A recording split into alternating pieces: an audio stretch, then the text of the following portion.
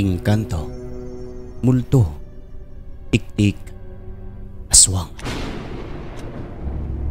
Mga karanasang hango sa tunay na buhay, mga kaganapan na mayroong basihan.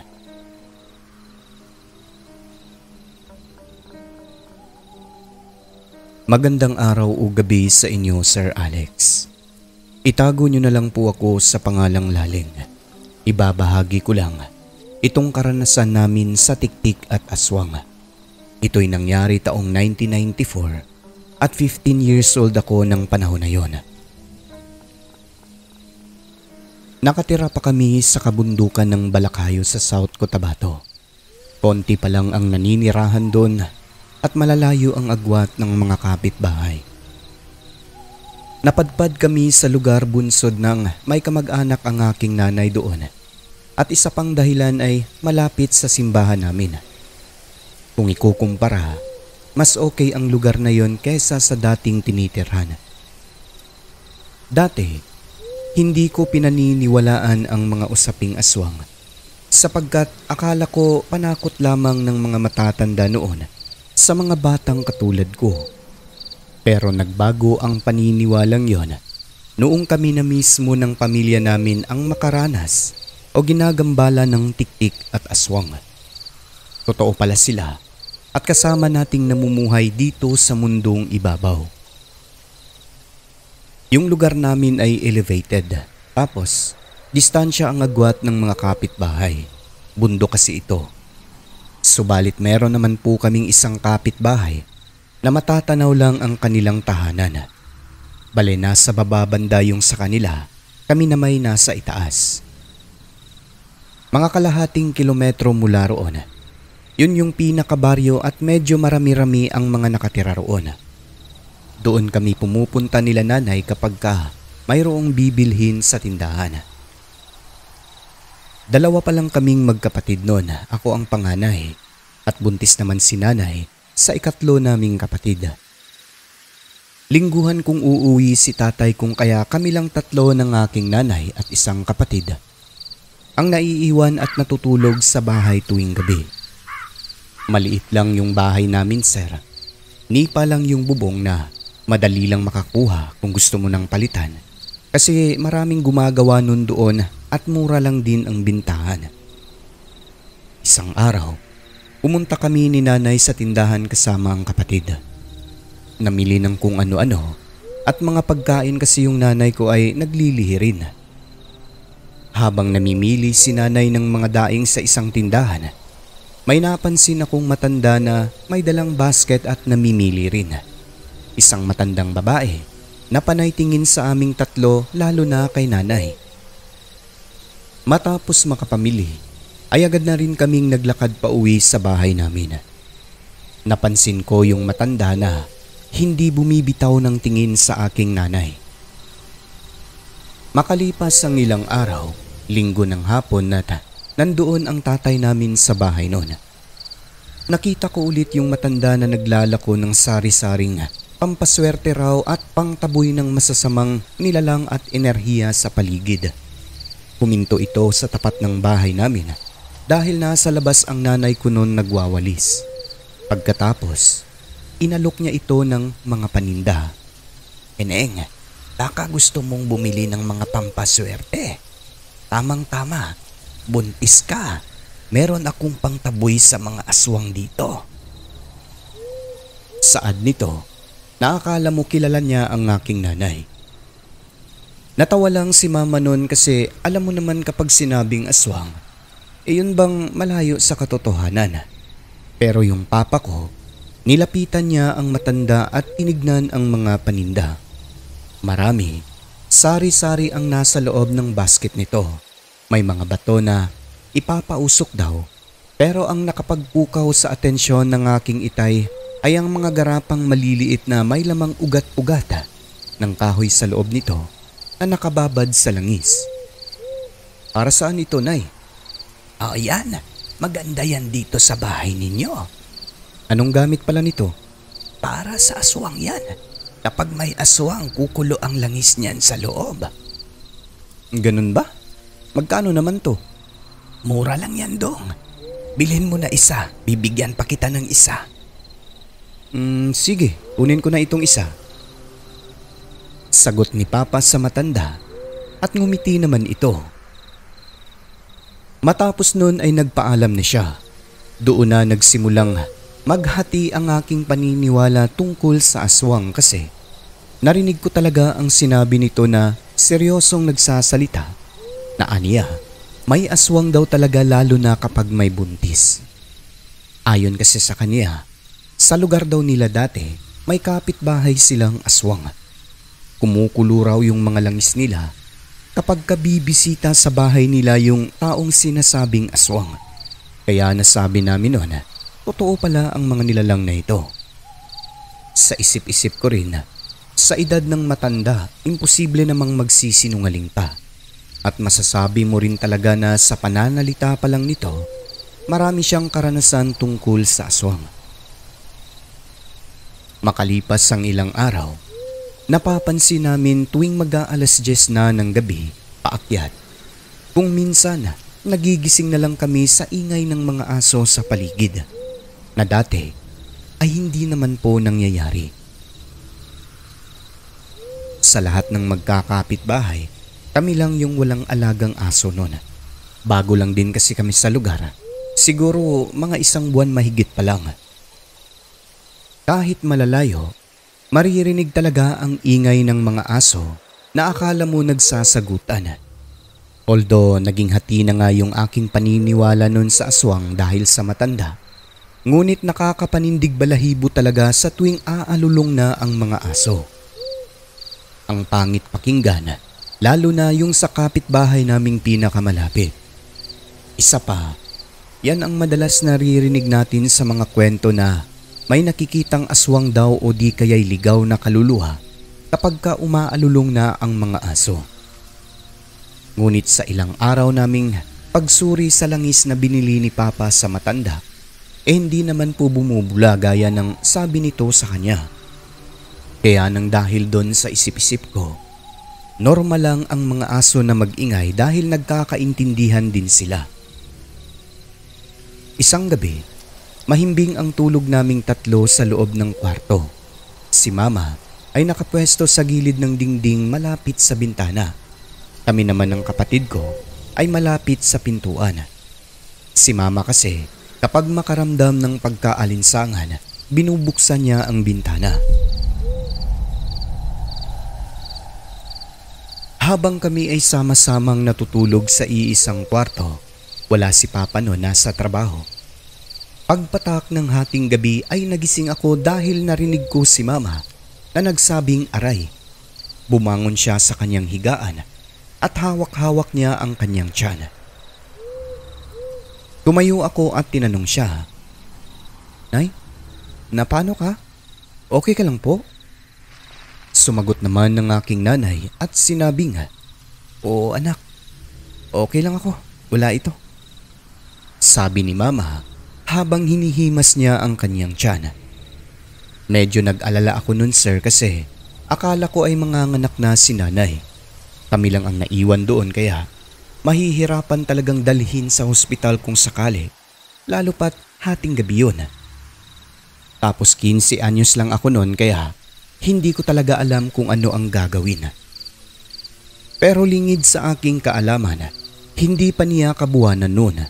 Medyo nataranta lang ako kasi unang beses kong makita at marinig ang aking inay na nagsabing aray, sumasakit ang tiyan.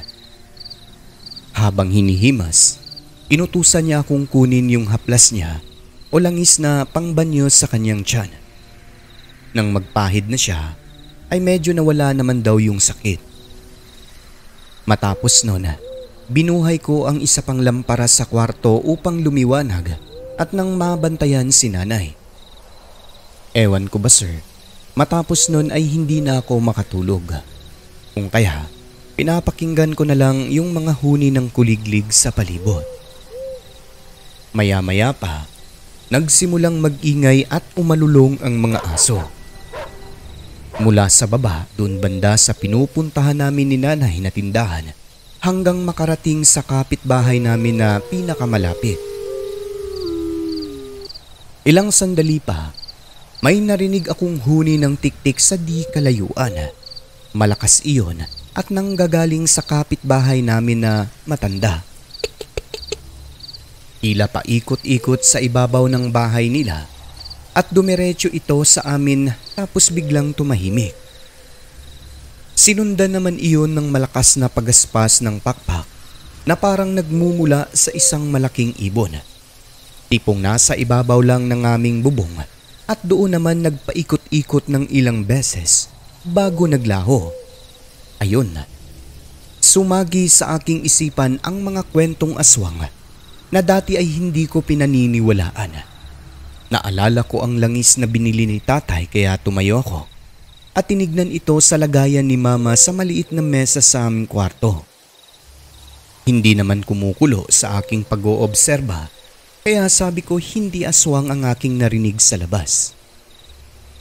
Sa isip-isip ko pa, ibon lang na baka may hinahabol at natsyempong malapit sa bubong namin. Habang paulit-ulit kong naririnig yon, ay hindi ko na lang pinapansin. Malay ko ba, aswang na pala yun. Hanggang sa unti-unting nawawala ang pagaspas at yung tinig ng tiktik. Di nagtagal narinig namin yung matandang kapitbahay na nagmumura. Lumayas ka dito. Alis. Alis. Dinig ko ang bawat pagmumura ng matanda na akala ko pa yung anak niya ang pinapalayas nito. Pero ang nakakapagtaka, unang beses kong marinig na nagmumura ng ganun ang matanda. Pagkakakilala kasi namin, lahat ng anak niya at mga apo ay mababait naman. Pagkaraan ng ilang minuto, narinig ko naman ang malakas na pagaspas ng pakpak sa labas ng bahay namin at nagpaikot-ikot ito tapos sinundan ng mahinang huni ng tiktik. Di nagtagal nun, narinig ko naman na parang may dumapo na malaking ibon sa puno ng santol di kalayuan mula sa aming bahay. Matapos nun, sa kadahilan ng tumahimik naman yung paligid, nakatulog din naman agad ako. Kinabukasan nun, siguro mga 6:00 pa lang ng umaga, kumakatok na sa pintuan ng bahay namin ang matandang kapitbahay habang tinatawag ang pangalan ni inay. Tao po, Monet. Nandyan ka ba? Monet. Agad namang pinagbuksan ni inay at nagkausap sila ng matanda. Saad nito sa kanya, Monet, kamusta ka kagabi? Nakatulog ka ba ng maayos? Mabuti naman po. Pero medyo sumakit lang yung tiyan ko ng hating gabi. Alam mo bang may aswang kagabi? Ha? Paikot-ikot dito sa lugar natin. Kaya maingay ang aso namin Dahil nakita siguro ng mga ito. Papunta dito sa inyo. Dito nakaharap ang mga aso namin. Wala ba kayong nararamdaman? Wala naman po, manang. Pero sumakit lang nga yung aking tiyan. Nako, baka yun na yun. Ala, nakakatakot naman po. Ay, huwag kang matakot. Nandito naman kami. Basta mag-ingat lang kayo lagi rito. Lalo na ikaw. Malaki na ang tiyan mo, oh. Kung ano man, tawagin mo kami ha. Monet, malapit lang naman yung bahay namin. Opo, manang. Sabi pa ng matanda, dumapo daw sa kanilang bubong ang aswang. Naalimpungatan sila sapagkat parang may bumagsak daw na malaking nilalang kaya nagmumura ang matanda. Sinabuyan daw nila ng asin at mainit na tubig kaya umalis ang aswang na yon na nakapatong sa kanilang bubungan. Wala naman daw buntis sa kanila. Ang pakay daw siguro ng aswang ay ang nanay ko at nagkataon lang na dumapo sa bubungan nila para raw siguro magmasid-masid sa paligid. Sasali pa sana ako sa kanilang kwentuhan kaso naisip kong usapang matanda yon at baka hindi rin nila ako paniwalaan sa aking ikukwento. Nagturo siya kay nanay ng mga bagay-bagay na pangalis daw ng aswang kahit papano. Maglagay daw ng mga asin at bawang sa mga bintana o sa mga butas na pwedeng madaanan ng aswang. Yung walis tingting, ibaliktad daw sa labas ng pintuan namin dahil sumpa yun upang hindi makapasok ang aswang sa loob. Sinabi niya rin na kung may mag-alok daw ng bote na may lana at mga ugat ng kahoy sa loob nito, ay wag daw namin bilhin dahil kung minsan ito mismo ang mga aswang. Kalimitan ay peke umano ang mga binibenta nila dahil hindi daw talaga yan bubula kapag may aswang sa malapit. Ang purpose nun, para hindi matunugan ng biktima na may aswang na pala sa malapit upang malaya silang makapaglakad-lakad sa palibot ng bahay nang hindi man lang matunugan ng bibiktimahin. Ang hindi alam ng matanda ay nakabili na si nanay pero hindi niya naman alam na kung aswang ba ang nagmamay-ari nun. So ang ginawa ni nanay, kinuha niya ang langis na yon at ipinakita sa matanda. Sabi sa kanya, "Sino nagbenta sa'yo nito?" Yung matanda po, dumaan lang dito sa atin. Naglalako siya, sabi niya bubula daw yan kapag may aswang. "Itapon niyo yan, hindi totoo yan oh. Peke yan, alam ko. At ang matandang nagbenta sa'yo, malamang ay isang aswang. Namukhaan mo ba?" Kung makikita ko siguro, mamumukhaan ko pero hindi na po bumalik dito eh. "Aswang yun. Itapon niyo yan." Dito na ako sumingit sa kanila, Sir Alex. Ikinuwento ko na yung matandang nagbenta ng langis ay nakita ko na yun minsan sa tindahan noong kami namimili. Sagot ng matanda, aswang ang taong yun at sinundan kami ng palihim upang matukoy ang bahay namin. Pagkatapos ay bumalik siya at nag-alok ng langis na peke upang hindi matunugan ang maitim na binabalak nito kay nanay at sa ipinagbubuntis nito. Matapos noon ay umuwi ang matanda at kinuha ang langis niya na tunay na bumubula kapag may aswang sa malapit. Nag-aalala din kasi ang matanda na babalikan kami ng aswang. Yun namang nabili naming langis, pinaanod yun sa sapa. Natakot kami sa kwento ng kapitbahay namin, sir. Muntik na pala kaming mabiktima kagabi ng aswang na hindi man lang namin nalaman. Bago maggabi ng araw na yon, sinunod namin ang mga utos ng matanda na maglagay ng mga asin at bawang sa palibot ng aming bahay. Wala naman kasing mawawala kung susundin namin yon. Kinagabihan, hindi nga nagkamali ang kapitbahay dahil habang magkakasama kami sa kwartong nakahiga, nang bigla na lang may malakas na pagaspas at huni ng tiktik na mahina. Naalala ko ang sinabi nung matanda, kapag mahina ay malapit daw ang aswang. Dito na ako nakumbinsi, Sir Alex, na totoo sila. Sapagkat nang tignan namin ni nanay ang langis na binigay ng kapitbahay, tunay ngang bumubula ito na ibig sabihin na nariyan lang ang aswang sa tabi namin. Nakakatakot ang bawat paghuni nito at dito lang talaga ako nakaramdam ng pagkakilabot. Yun bang naninindig talaga ang balahibo sa batok at kinakabahan ako ng todo. Hindi ko na inisip ang kapakanan ko noon, kundi si nanay at sanggol na nasa sinapupunan nito. Sa isip-isip ko pa, bahala na. Sisigaw talaga ako sa kapitbahay sa oras na maramdamang dadapo ang aswang sa aming bubong. Ang ginawa naman ng nanay ko, kumuha siya ng kapirasong papel, sinindihan sa lampara at hinulog sa labas ng bintana. Pagkatapos nun ay minura niya ito at sinabing kilala niya. "Ikaw matanda ka ha? Binentahan mo pa kami ng peking langis. Aswang ka pala. Manda ka at may nakakilala sa'yo. Pag hindi ka aalis dyan, bukas lulusubin ka sa bahay mo. Umalis kang aswang ka." Matapos nun, narinig na lamang namin yung pagaspas na unti-unting humihina at sinunda ng paghuni ng tiktik na malakas. Palatandaan na lumipad ito palayo. Wala na ang ingay na nagmumula sa tiktik Pero nandoon pa rin ang takot namin ni nanay.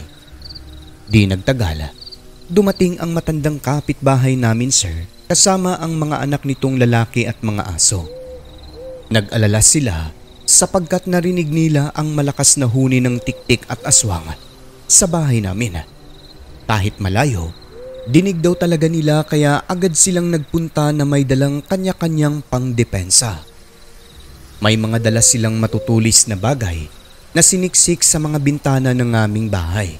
Yung bubong naman, sinabuyan nila ng maraming asin. Matapos nun, tumahimik ang gabi. Kahit ganun ang nangyari, naging kampante kami dahil may kapitbahay kaming handang tumulong kahit 10 oras pa. At simula nun, palagian na kaming naglalagay ng asin at bawang sa bintana. Hindi rin namin kinalimutan yung pagbaliktad ng walis tingting sa may pintuan. Bukod doon, gabi-gabi na rin kaming nagdadasal ni nanay at ng kapatid ko bago matulog. Sa awa naman po ng Diyos, hindi na nasundan ang nakakatakot na karanasan namin na yon. Pero ang takot na idinulot nito sa akin ay damang-dama pa rin talaga, Sir Alex, hanggang ngayon. Ang mga aswang pala at iba pang nilalang sa mundong ibabaw, hindi basta kwento o likhang isip lamang dahil talagang naranasan namin.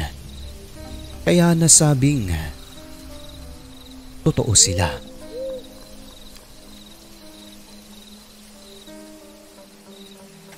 Hanggang dito na lang ang kwentong ito, Sir Alex.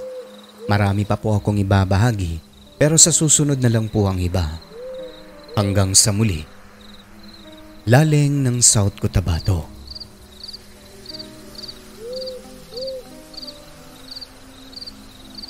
Ang mundong ating ginagalawan, nababalot ng kahiwagaan na tanging ang Diyos lamang ang siyang may kasagutan.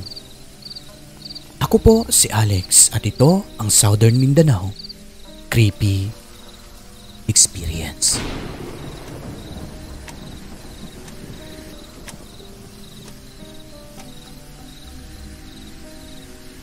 So yun na po ang kwento ni Ma'am Laling, no? So meron palang ganun, no, mga kaibigan, nagbebenta ng langis na peke para hindi matunugan kung babalik siya, no? Kasi aswang pala ang nagbebenta noon.